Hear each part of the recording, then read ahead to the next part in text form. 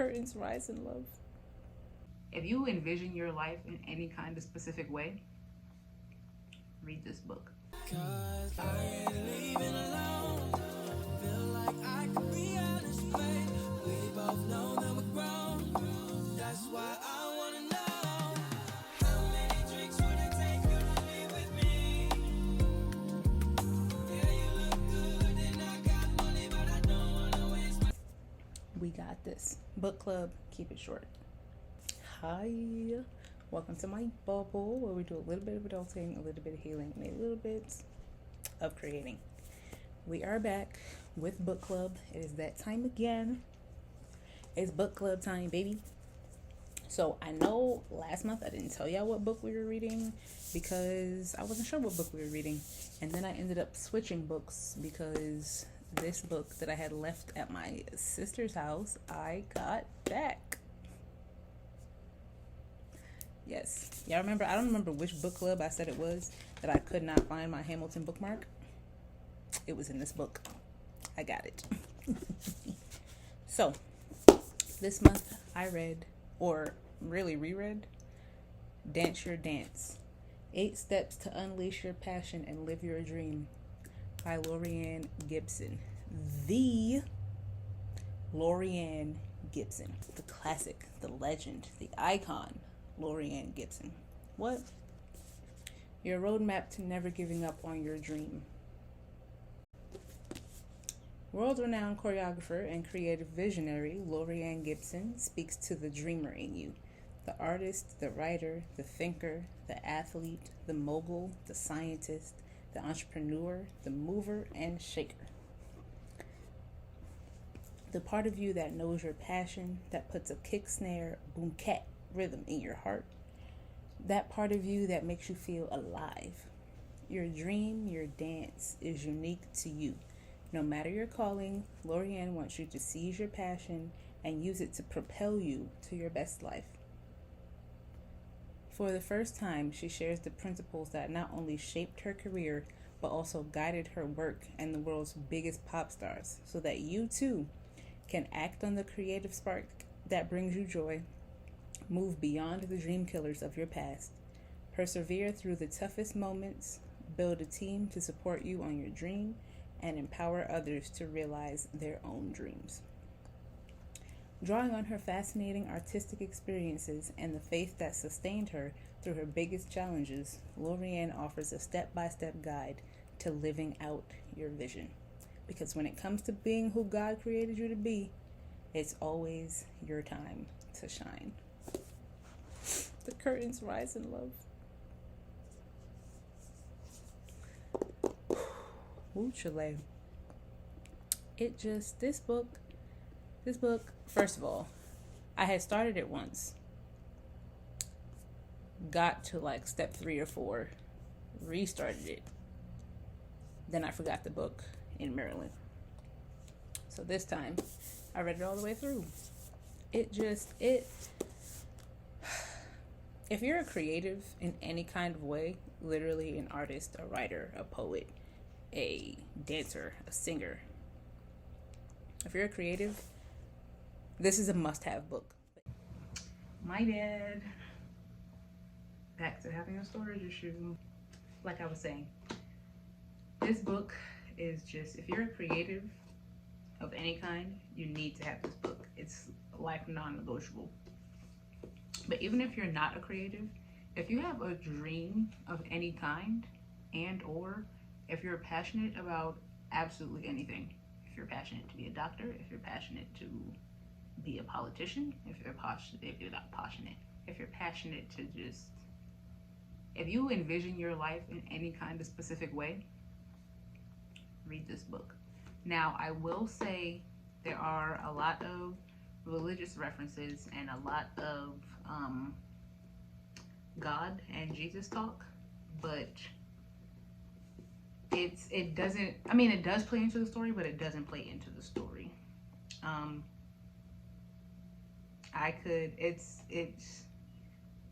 She uses it to make her point, not so much to deter you or try to convert you or anything like that.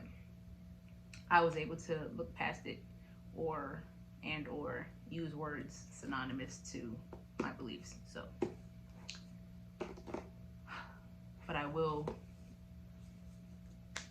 warn you of that. Without saying too, I started to say something else, but it's going to be one of my answers to one of the questions. So, in regular book club fashion, if you've never been here before, every book club we answer 5 specific questions. Let's get into the questions. Question number 1. Were there any quotes or passages that stood out to you and why? And per every other book club, of course there were multiple. I'm going to skip around though. I'm going to start on page 94 within the chapter Stay in Your Yes. I did what was good for me in that moment, even if it was only an internal thought process in support of my own vision. It's so important to recognize and to support and to act in your own interest, even when the rest of the world doesn't align with them, especially when the chips are down. It's so important to be able to say, I don't know how I'm going to pay this rent, God, but you're telling me this strip club is not for me. The vision I have for this piece of choreography isn't going to work right now, but I'm going to choose me over the situation. I'm going to choose my joy over the circumstances. It's not easy. At times, it's pure warfare, especially when you're in those circumstances where you can't see it and you have to believe in it. When you can't see the solution, but you have to trust the feeling. The world sells us this idea that if you're doing things right, your life is supposed to unfold perfectly. What does that even mean? That's not how it works. Life is full of challenges, temptations, distractions, and crossroads, all aimed at taking you away from your dream. These obstacles try to get you to align yourself with a false sense of gratification that empowers a limited version of yourself, not your actual self. When you're doing things right, you're staying in your yes, you're saying no to what's wrong for you, you're facing challenges with faith. Baby, it's actually bananas the way everybody in one way or another lands on the fast money of the strip club. Like, it's actually bananas, but that part really hit me, because when you're willing to do that because you just want so bad for something to shake, it just hit me. Let's just put it like that. On page 19 in the chapter Dare to Dream, she said, I want you to hear what I tell my artists. Don't look in the world for evidence of what you're dreaming to be. What you're dreaming might be entirely new, and you don't want to stop that. Okay? Period. Don't look for, not so much validation in other people, but like, don't look for validation from the outside world. They don't see what you see. And that's a good thing. Page 146 in the chapter Step into Purpose. I was never one to ride coattails or stick with the status quo. I was a visionary, a builder. That's my role. You can't be afraid that what you've built is the only thing you can build and therefore not continue to evolve. You can't trust your dream based on other people's opinions of it. Ooh. Ooh. And then finally on page 12, the passion inside you is a gift from God. Let me read it how I read it. Restart. On page 12, the passion inside you is a gift from the Most High, which can express itself in all sorts of ways and give you a level of success and completeness that's greater than anything society's rules and games and false measures of success can ever offer. Like, don't let them kill your dream, bro. Just don't let them do it. Question number 2. How did the book make you feel? What emotions did it evoke? Baby, I am still, again, if you're new here, I haven't seen like any of the videos in the healing playlist, which I'm still working on my imposter syndrome. I think I've done really, really well, and it's nowhere near as potent as it was, but it's still confidence is such a easy concept, but the application of it is actually bananas. Like the difference that it makes when you act confident and when you move from a confident space is actually ridiculous. And that is something I'm still working on. Not in all aspects of my life, but only certain aspects. And the the parts of the book that hit that string for me was a bit of a tearjerker. I'm not gonna lie. It wasn't a bit much because I've just been emotional lately and I got some things going on. But like anytime, anything that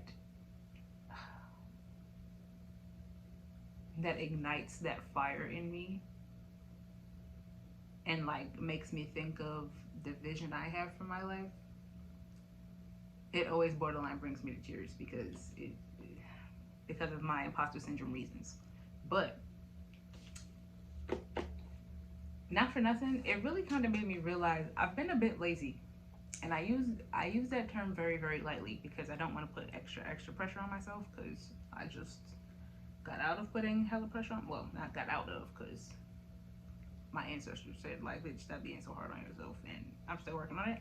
But so I'm not gonna say I use the term lazy very lightly, but what I mean by that is I haven't been putting in as much work as I could have / can be, because my reality not being the way I envisioned it to be at this step has kind of been discouraging me a little bit. It's kind of been, I've been sitting in that and letting that make me put pressure on myself, make me like, damn, I haven't accomplished anything, or not even anything, but like it isn't an accomplishment because it's not the way I saw it. I've been sitting in that rather than using that to motivate me and using that to empower me. I forget what actual page she says it on, but she's like, if you have that hunger still, use that hunger. Like, it's okay to be hungry, but use that hunger to empower you rather than to discourage you. And I was like, you know what? You're right. Granted, that came after I said to myself, damn, you being kind of lazy.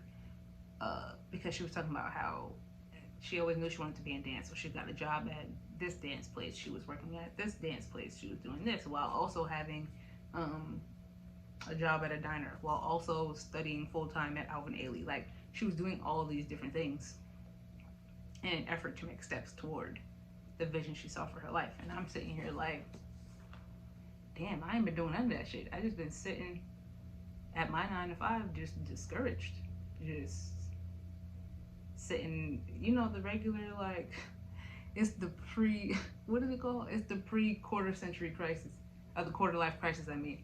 It's like, what am I doing with my life? Very that. On top of, and that's just life period, not even from a creative aspect. It's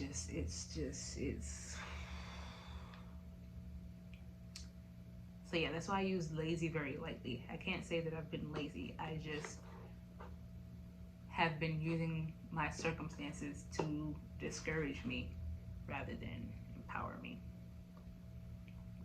And that's what I realized. That's what the book made me feel like. Question number 3. Have any of your personal views changed because of this book? If so, how?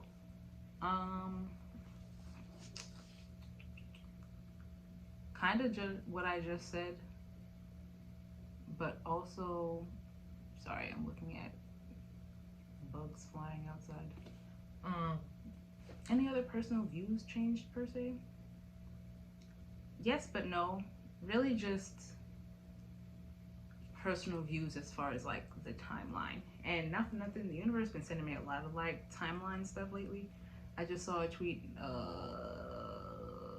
if not yesterday, the day before, that wrote out all the like the list of people who became billionaires and at the age at which they became billionaires.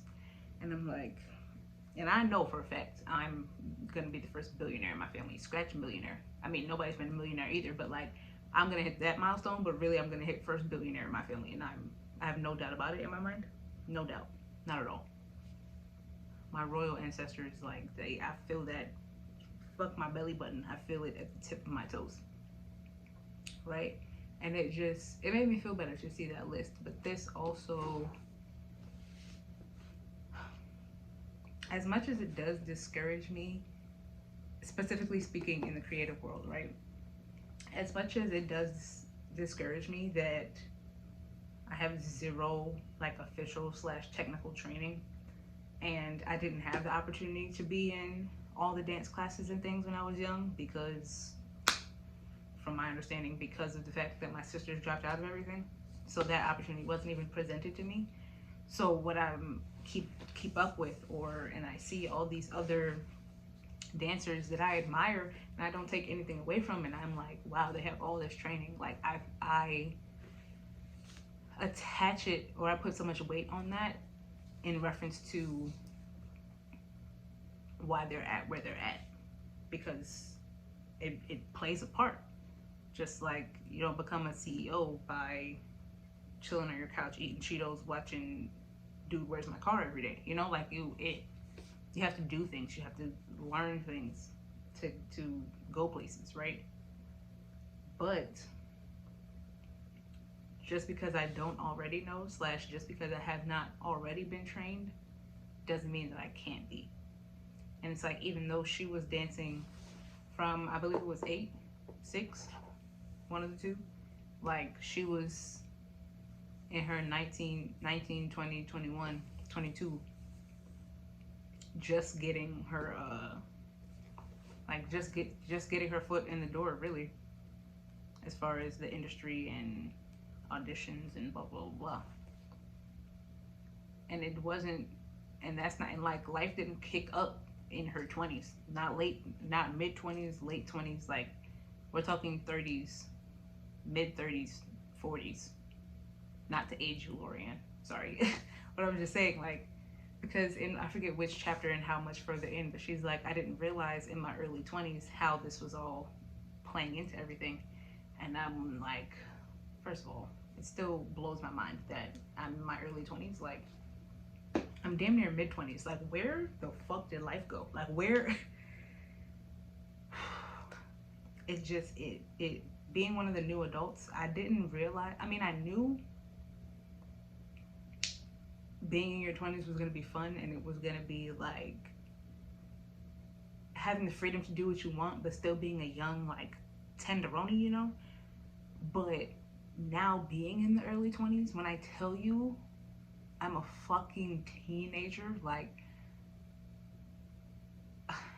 you really do start life all the way over once you're adulting. Like, come tomorrow, I will only be a 4-year-old adult. Like, it's actually bananas.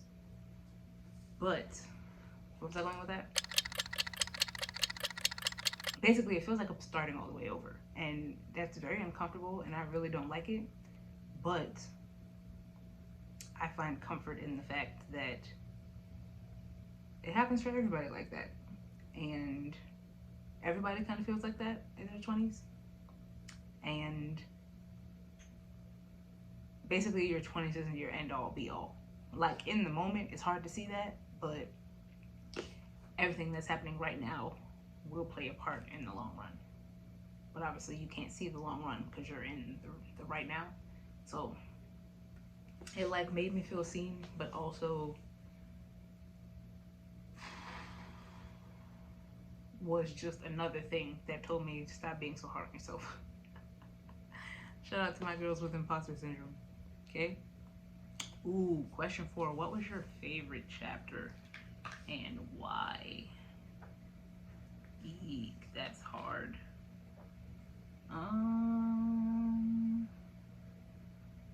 First of all, Laurieann Gibson has fucking accolades, boy. Lady Gaga, Alicia Keys. First of all, Alicia Keys, one of the people I grew up on, one of the people who solidified for me that I am going to be a singer in my life. Like, what do you mean she was afraid to get up from the piano and move like that? It just like Biggie, and it like favorite chapter.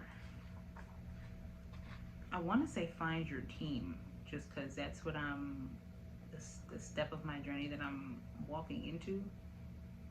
But I think I'm going. Ooh, I don't know,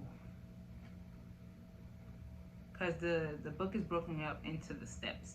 Like each step is a different chapter, but there are like subsections with different headings and things. So my favorite chapter is either stay in your yes, or what's after that? Or dance your truth. Both of them really talk about that feeling you get when you're doing something you enjoy and when you just know that something is right for you, and to focus on that and let that be your guiding light, regardless of the white noise, the loud noise, regardless of all external noises other than you, or even including you if it's negative. Scratch all that and focus on that feeling that you get. Like, you can just feel when something is right for you. You can just feel when that's what you're supposed to be doing. You can feel when that's who you're supposed to be with. You can feel when you're supposed to be in this room. So do that. Do that feeling. Be that feeling. Let that feeling guide you. It's basically the gist of those two chapters. So one of the two. Okay, last question. Was the book satisfying to read? Why or why not? Yes, multiple reasons. One, learning all her freaking accolades, bruh. Everybody that she's worked with, all the people that she's creative directed and like fucking developed, basically. Everybody that she's developed, you would have never knew that the Barbs came from Nikki and Laurieann. You would have never knew that Biggie's it was a 96 Grammy performance with the suits and everything, her idea. You would have never knew. You just would have never knew. Love that. Love learning. And I'm a music person. Music, the grip music has on my soul, you will never understand. You will one day, because I'll put it in my works eventually, and I'll try my hardest to express that to the world. But even aside from that, like I said, I do like, so I say that because, so the actual story does keep you involved, is entertaining to read. I like when, you know, the little sections are broken up. I like that. It keeps my eyes engaged in the actual reading, because again, if you're new here, the whole reason I started book club was because way back when, I used to love reading, but I literally around like late middle school, late middle school is when I started to become over it. Every time I would try to read a book, I would literally fall asleep every single time. A book that I wanted to read, a book that I had to read for school, didn't matter. It would put me to sleep. So I kind of gave up. So I'm trying to get back into reading. That's the whole point of book club. So I need / like books that are not monotonous like this, and I need books that have like little breakups that can keep my eyes engaged. So there's those, plus where did it go? Plus, like, there's a bunch of quotes in there that have their own dedicated pages. So the story keeps me engaged, but also the actual writing of the book keeps me engaged too. So it was very satisfying to read. It was, and then add the messages behind the actual words and like the inspiration that it kicks up in you. 10 out of 10. As far as satisfying to read. If I actually should I start doing this? No, I'm not gonna start rating the books, because that's all open to interpretation. But I do like this book. I'm glad it's back in my library. I'm gonna go put it over there amongst the rest of them. I started to say I fake I'm gonna put it on my coffee table, but nah, I'm not gonna trade out. I might. I can add 3 books. No, I'm gonna leave that one. The Monk and The Alchemist are gonna be on my coffee table. I started to say I'll add this one, but I also have my travel journal on there, and I don't want mad things. So yeah, this will go in the library. I don't know what we're reading next month because I just don't know. I have Rick Ross's book in my Amazon, technically not my cart, it's in my list, but I really want that book, but I will not promise you that we're reading that next. I really don't know. Maybe check the description. I might have made a decision by the time I edit this. Probably not though. Not gonna lie to you. Self-awareness is key. Watch spiritual journey lessons if you haven't seen that either. But yeah, if you made it to the end of the video and you don't know me, hi. My name is Naori. Stick around, you love it here. Duh. Embrace being a star. Subscribe. Follow my socials. I will tell y'all this in every video because it is my truth right now. Instagram I'm taking a break from, even though, like, if you see me posting, it's just because I have obligations, not because I'm actually active in posting on there. So I'm taking a break from Instagram until like July. Twitter I'm on every day because I have an addiction and I have a problem. And Twitter is just like the way I be in my own little bubble every day. Twitter is that. Like, Twitter is the culmination of everybody's individual little bubbles. Sometimes you copy and comment, sometimes you like stuff, sometimes you retweet stuff because you agree. But Twitter is everybody's individual bubbles. And I like that. We can all coexist in our own little worlds. So I can't let Twitter go. And then Snapchat. Add me on there if you want to. Do, don't. I don't particularly care. But add me on Instagram and Twitter though. Yeah. I post twice a week. This week I've posted 3 times, but that's because I didn't post Friday and I was late, so I had to, the algorithm, you know? So yeah, I post twice a week, Wednesdays and Saturdays. I have a bunch of shorts to make. My birthday is tomorrow. Not tomorrow real time, tomorrow when this goes up, because this is going up on Wednesday, so my birthday's tomorrow. Comment happy birthday in the comments. Big Gemini, period. Just so y'all know it's not a joke out here. Okay? Big Gemini out here. I'll see y'all in my next video.